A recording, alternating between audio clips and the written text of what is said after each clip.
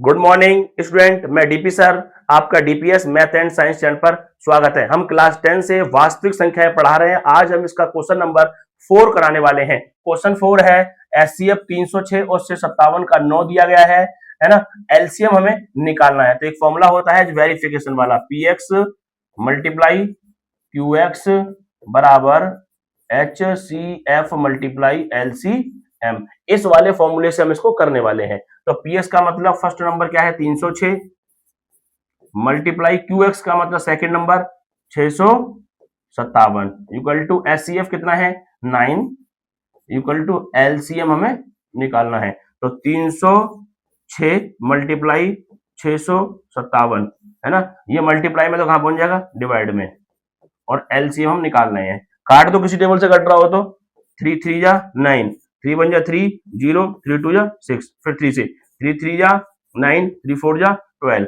तो एलसीएम जो आएगा वो इन दोनों की मल्टीप्लाई हो जाएगी 34 मल्टीप्लाई 6 5 7, और इनका मल्टीप्लिकेशन आ जाएगा 2 2 3 3 8। ये हमारा फाइनल आंसर हो चुका है। ये क्वेश्चन हमारा फोर्थ क्वेश्चन खत्म हो चुका है। आप एक बार स्क्रीनशॉट ले सकते हो इसका, ठीक है। अब हम चलते हैं अगले क्वेश्चन के पास, जो कि हमारा क्वेश्चन नंबर है 5th। ठीक है, क्या क्वेश्चन है एक बार देख लीजिए। क्वेश्चन है हमारा, जांच कीजिए क्या किसी प्राकृतिक संख्या n के लिए 6 की पावर जो n संख्या है अंक 0 पर समाप्त हो सकता है। मैं बता दूं, यदि कोई भी नंबर 0 पर तभी समाप्त होगा जब उसके हम अभाज्य गुणनखंड करें और उसमें 2 मल्टीप्लाई 5 मतलब 2 गुणा 5 जरूर होना चाहिए। जैसे बच्चों मैं लिखूं, माना कि किसी नंबर के फैक्टर करे और 2 गुणा 5 आ गया, तो हम जब इसकी मल्टीप्लाई करेंगे 2 5 जा 10, तो लास्ट में क्या आ गया 0, 0 पर समाप्त हो गया।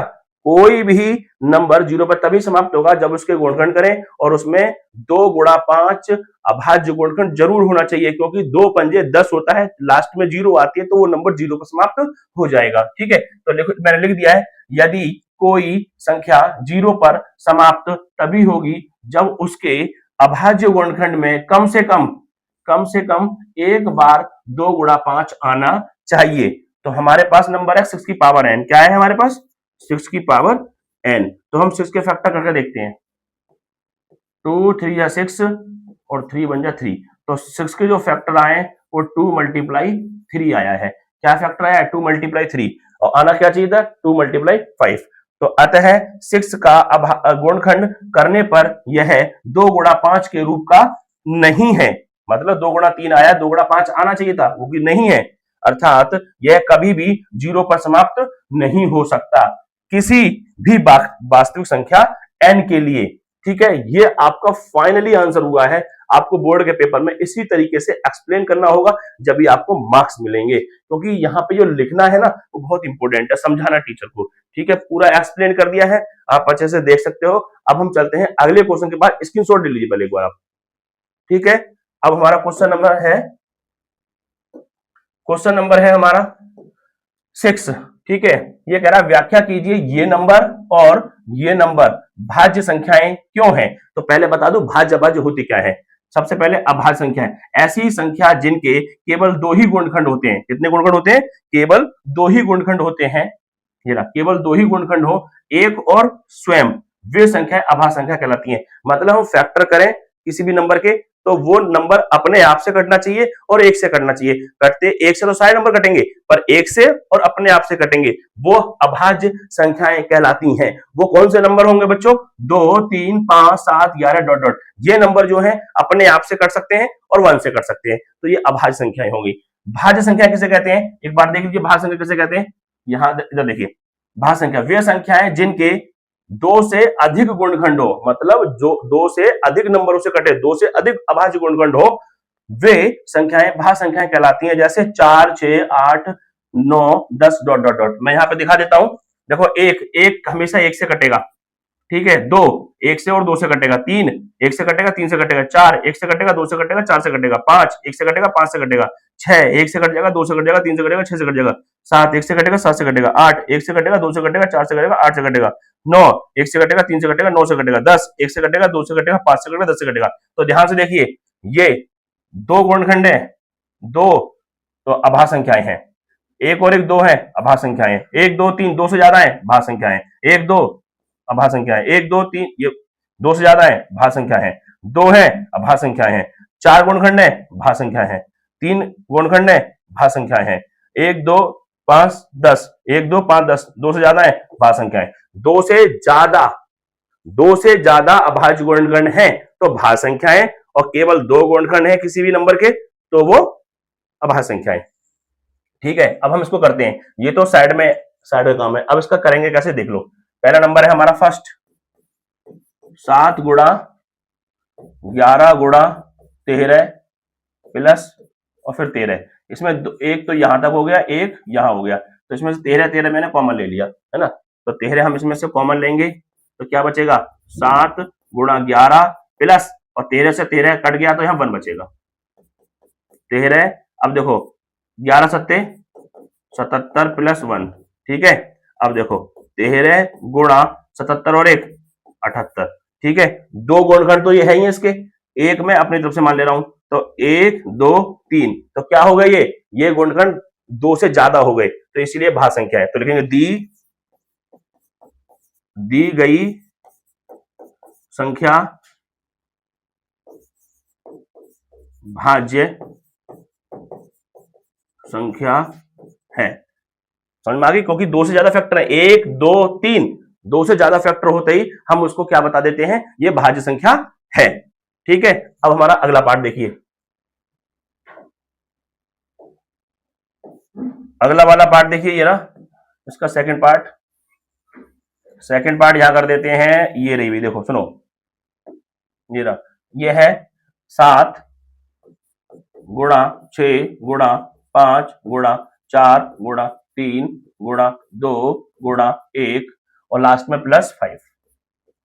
ये रहा भाई। तो क्या देख रहे हो कि ये हमारा सेकंड पार्ट है इसी का, यहां से लेके एक टर्म है और यहां से लेके दूसरा टर्म है। तो हम क्या देख रहे हैं कि इसमें से ये वाला 5 और ये वाला 5 कॉमन हो गया, 5 कॉमन ले लिया, तो क्या बचा, 7 गुणा 6 गुणा 4 गुणा 3 गुणा 2 गुणा 1 और प्लस, और 5 से 5 कट गया 1। ठीक है, तो देखो 5, अब इनकी सबकी मल्टीप्लाई करोगे तो क्या आएगा, 7 6 4 3 2 1 की मल्टीप्लाई 1008 आ जाएगा। मतलब आप यहां तक की मल्टीप्लाई करोगे, घर पे बैठ के आराम से करो, 1008 आ जाएगा, और उसमें ये वाला +1 ऐड कर देंगे, तो क्या आ गया, 5 मल्टीप्लाई 100 और 8 और 1 9, और हम इसमें एक अपने तरफ से मान सकते हैं। तो एक गुणखंड, दूसरा गुणखंड, तीसरा गुणखंड, तो क्या हो गया, इसमें भी दो से ज्यादा गुणखंड हो गए हैं। तो क्या लिखेंगे, दी गई संख्या एक भाज्य संख्या है, दी गई एक भाज्य संख्या है। दी गई संख्या एक भाज्य संख्या है क्योंकि इसके हमने गुणनखंड करे तो उसमें दो से ज्यादा गुणनखंड मिले, इस वजह से ये एक भाज्य संख्या हो गई है। एक बार आप स्क्रीनशॉट ले लीजिए।